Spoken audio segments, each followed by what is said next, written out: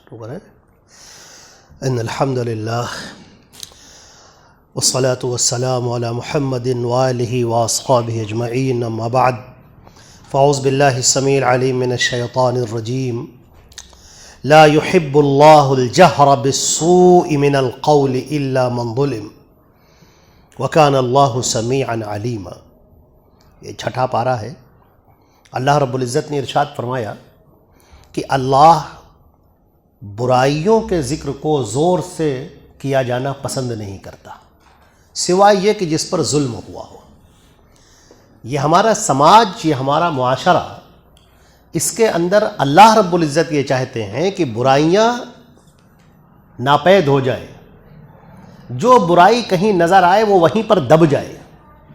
اب اگر آپ سوچیں کہ اگر کوئی کسی برائی کو پھیلانا شروع کرتا ہے، چاروں طرف بتانا شروع کرتا ہے، فلاں نے یوں کیا اور فلاں نے ایسا کیا اور فلاں نے ایسا کیا، تو آپ سوچیں کہ انسان کے رگوں میں شیطان مانند خون گردش کر رہا ہے۔ وہ ذہن کے اندر ایسے وسواس ڈالتا ہے اور ایسا آمادہ کرتا ہے کہ آدمی کے اندر گناہوں پر جرأت پیدا ہو جاتی ہے۔ لہٰذا اللہ رب العزت کی مرضی یہ ہے کہ گناہوں کو پھیلایا نہ جائے۔ اگر آپ کہیں پر برائی کو دیکھ رہے ہیں تو اس کو وہیں پر دبا دیں۔ ہاں، ایک بات اس سے مستثنا ہے، اس کا ایکسیپشن ہے، وہ یہ ہے کہ اگر آپ کے اوپر کسی نے ظلم کیا ہے تو آپ اپنے اس ظلم کو بیان کر سکتے ہیں کہ میرے ساتھ فلاں نے یہ ظلم کیا ہے۔ تو اپنے اوپر اگر آپ کے ساتھ کوئی آدمی زیادتی کرے، کوئی غلط کام کرے، کوئی برائی کرے آپ کے ساتھ، تو آپ اس کا چرچا کر سکتے ہیں تاکہ دوسرے لوگ بھی اس سے چوکنا رہیں۔ مثال کے طور پر کسی کے ساتھ آپ نے معاملہ کیا اور اس نے فراڈ کر لیا آپ کے ساتھ میں، تو اگر آپ بتائیں چاروں کو کہ میں نے فلاں کے ساتھ یہ معاملہ کیا اور اس نے مجھے دھوکہ دیا، فراڈ کیا، تو یہ آپ کر سکتے ہیں تاکہ دوسرے لوگ اس سے چوکنا رہیں۔ اسی طریقے سے اگر آپ کو یہ پتہ چل جائے کہ کوئی آدمی کسی کو نقصان پہنچانے جا رہا ہے، کوئی کسی کو قتل کرنے جا رہا ہے، کوئی کسی کے خلاف سازش رچ رہا ہے، اور آپ اس کو بتا دیں تاکہ وہ اس سے بچ جائے، تو اس کے کرنے میں کوئی حرج نہیں ہے۔ لیکن اس کے علاوہ جو برائیاں ہیں، جیسے آج کل لوگ بہت سارے میسج ہیں جو فارورڈ کر دیتے ہیں، الٹے سیدھے میسج آتے ہیں ان کو فارورڈ کر دیتے ہیں، تو آپ بھی گناہ میں برابر کے شریک ہیں۔ آپ یہ نہ کہیں کہ یہ میسج میں نے تو بنایا نہیں ہے، یہ گندا ویڈیو میں نے تو بنایا نہیں ہے، لیکن آپ نے فارورڈ کیا ہے، تو فارورڈ کرنے کا بھی اتنا ہی گناہ پڑے گا جتنا کہ اس نے بنایا ہے۔ اور جس نے بنایا ہے اس کے اوپر تو سب کا گناہ پڑتا رہے گا، سب کا گناہ پڑتا رہے گا، یہاں تک کہ اگر وہ مر کے بھی چلا جائے گا تب بھی اس کا گناہ چلتا رہے گا۔ اللہ رب العزت ہم کو گناہوں کو پھیلانے سے بچائے۔ اسی طریقے سے اللہ رب العزت نے یہاں پر اہل کتاب کا بھی بڑا تذکرہ کیا ہے کہ اہل کتاب کے اندر جو بڑی خرابیاں پیدا ہوئیں، ان کے اندر ایک سب سے بڑی خرابی یہ پیدا ہوئی کہ انہوں نے اس عہد کو توڑ دیا اور کفر کی راہ کی طرف آ گئے۔ تمام پیغمبروں نے، حضرت موسیٰ علیہ السلام نے خاص طور سے ان کو روکا تھا کہ تم کفر کی طرف نہ جانے پاؤ، شرک کی طرف نہ جانے پاؤ، لیکن وہ ادبدا کے کفر میں پڑ گئے اور شرک میں پڑ گئے۔ تو شیطان مردود نے کیسا فریب رچا کہ ان اہل کتاب کو کفر میں ڈال دیا، ان اہل کتاب کو شرک میں ڈال دیا۔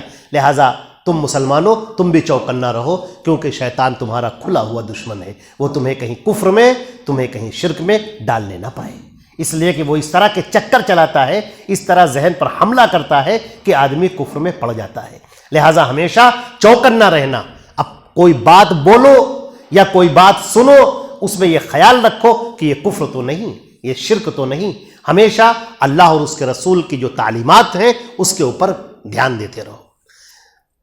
اسی طریقے سے اللہ رب العزت نے بیان کیا ہے کہ جو لوگ یہ کہتے ہیں، یہودی، کہ ہم نے عیسیٰ علیہ السلام کو قتل کر دیا، تو وہ کان کھول کر سن لیں کہ عیسیٰ علیہ السلام کو نہ انہوں نے قتل کیا ہے، نہ انہوں نے پھانسی دی ہے، بلکہ جو انہوں نے سازش کی تھی ہم نے وہ سازش ناکام کر دی، اور عیسیٰ علیہ السلام کو ہم نے زندہ آسمانوں پر اٹھا دیا ہے۔ لہٰذا ان کے یہ بھرم ہے، دھوکہ ہے یہ، اور وہ اسی دھوکے میں پڑے ہوئے ہیں۔ اے مسلمانوں، تم اس دھوکے میں مت رہنا۔ اسی طریقے سے اللہ رب العزت نے فرمایا کہ مسیح کو تم لوگ اللہ کا بیٹا کہتے ہو، یہ انتہائی بری بات ہے۔ آسمان پھٹ جائے اور زمین پھٹ جائے اس قول سے کہ اللہ کے کوئی بیٹا ہے، یاد رکھو اللہ کا نہ کوئی بیٹا ہے نہ کوئی بیٹی ہے، نہ اس کا کوئی یہ رشتہ ہے نہ کوئی نسب ہے، یہ کچھ نہیں۔ اللہ رب العزت خالق ہے اور اس نے سب کو پیدا کیا ہے، اور پھر یہ رشتے ناتے تمہارے آپس میں قائم ہیں، ان کو اللہ کے ساتھ مت جوڑو۔ اللہ کے حضرت عیسیٰ علیہ السلام کے بارے میں بتایا کہ وہ اللہ کے بندے ہیں، اللہ کے سامنے جھکنے والے، اللہ کے سامنے عاجزی اختیار کرنے والے، فروتنی کرنے والے، اس کی عبادت بجا لانے والے ہیں۔ پھر فرمایا کہ اے تمام کے تمام لوگوں، اللہ کی جانب سے تمہارے پاس یہ برہان آ چکا ہے، نشانی آ چکی ہے، اور ہم نے تمہارے لیے ایک واضح نور نازل کر دیا ہے، لہٰذا اب اس کو چھوڑ کر کسی اور گمراہی میں مبتلا مت ہونا۔ اللہ رب العزت نے ایک بات اور ارشاد فرمائی کہ حرمت علیکم المیتۃ والدم ولحم الخنزیر وما اہل لغیر اللہ بہ والمنخنقۃ والموقوذۃ والمتردیۃ والنطیحۃ وما اکل السبع الا ما ذکیتم وما ذبح علی النصب وان تستقسموا بالازلام ذالکم فسق۔ اللہ رب العزت نے تمہارے اوپر حرام کر دیا ہے مردار، مرا ہوا گوشت کھانا اللہ رب العزت نے تمہارے لیے حرام کر دیا ہے، اور خون کو تمہارے اوپر حرام کر دیا، اور خنزیر کے، سور کے گوشت کو تمہارے اوپر حرام کر دیا ہے۔ اسی طریقے سے جو بھی غیر اللہ کے لیے ذبح کیا جائے اللہ نے اس کو تمہارے اوپر حرام کر دیا ہے۔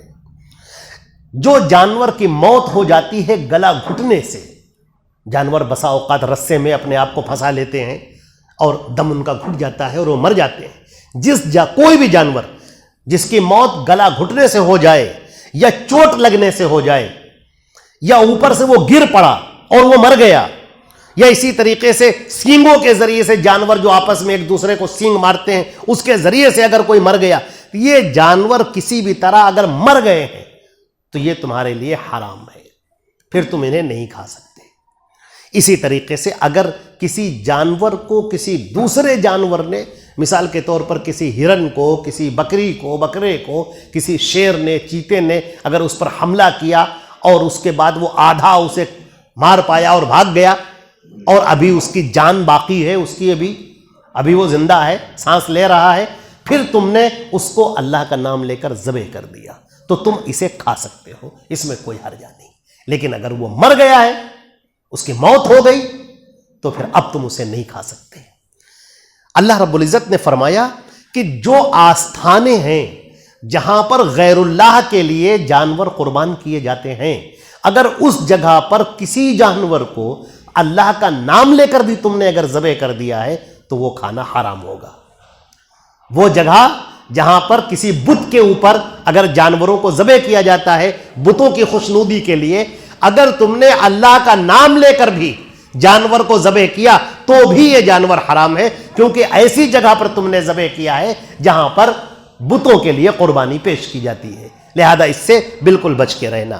اور فرمایا کہ جو تم یہ پانسوں کے ذریعے سے پھینکتے ہو یہ سب بھی حرام ہے۔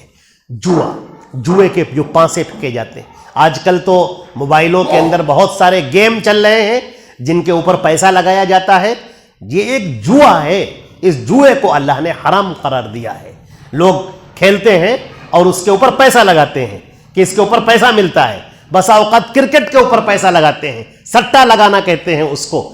گیم کوئی بھی آپ کھیلیں، اس گیم کے اندر اگر آپ کو پیسہ مل رہا ہے، آپ پیسہ لگا رہے ہیں یا وہ پیسہ آپ کو مل رہا ہے، تو آپ سمجھ جائیں کہ یہ جوا ہے۔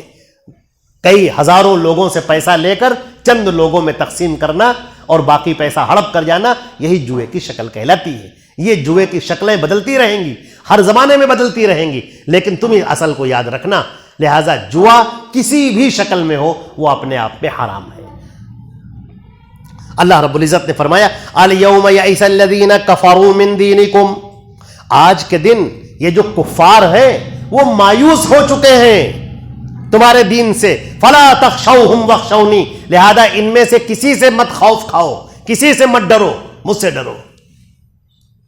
اسلام اتنا مضبوط ہے اپنے دلائل کے اعتبار سے، اپنی قوت کے اعتبار سے، اپنی آیات اور براہین کے اعتبار سے، اس عقلی اور نقلی دلائل کے اعتبار سے انتہائی مضبوط ہے۔ اللہ رب العزت نے اسے مکمل کر دیا، مضبوط ہو گیا وہ دین۔ اب تمہیں ڈرنے کی ضرورت نہیں، اب پڑھنے کی ضرورت ہے، اور پڑھ کر سمجھ کر عمل کرنے کی ضرورت ہے۔ پھر فرمایا الیوم اکملت لکم دینکم واتممت علیکم نعمتی ورضیت لکم الاسلام دینا، آج کے دن میں نے تمہارا دین مکمل کر دیا اور اپنی نعمت تم پر تمام کر دی، اور میں تمہارے لیے دین اسلام سے راضی ہو گیا۔ آگے اللہ نے ایک بات اور ٹکڑا کہ فمن استر فی مخمصۃ غیر متجانف لإثم فإن اللہ غفور رحیم، اگر کسی مسلمان پر ایسا وقت آ جائے کہ بیچارہ جان بچانے کے لیے مجبور ہو جائے تو پھر وہ ان حرام چیزوں کو بھی کھا سکتا ہے۔ جو چیزیں ہم نے منع کی ہیں، جو چیزیں حرام کی ہیں، اپنی جان بچانے کے لیے تم اسے کھا سکتے ہو، مگر یہ نہ سوچنا کہ اسے خوب پیٹ بھر کر شکم سیر ہو کر کھا لو، اور یہ کہ گناہوں کی طرف مت جانا۔ اپنی جان بچانے کے لیے اللہ سے توبہ اور استغفار کرتے ہوئے اس کو تم کھا سکتے ہو، جان بچانا تمہارے لیے فرض ہے۔ فرمایا فإن اللہ غفور الرحیم، اللہ بہت معاف کرنے والا ہے، بہت رحم کرنے والا ہے، وہ سارے گناہوں کو معاف کر دے گا۔ بس، والسلام علیکم ورحمۃ اللہ وبرکاتہ۔ اللہ رب العزت ہم سب کو عمل کرنے کی توفیق عطا فرمائے۔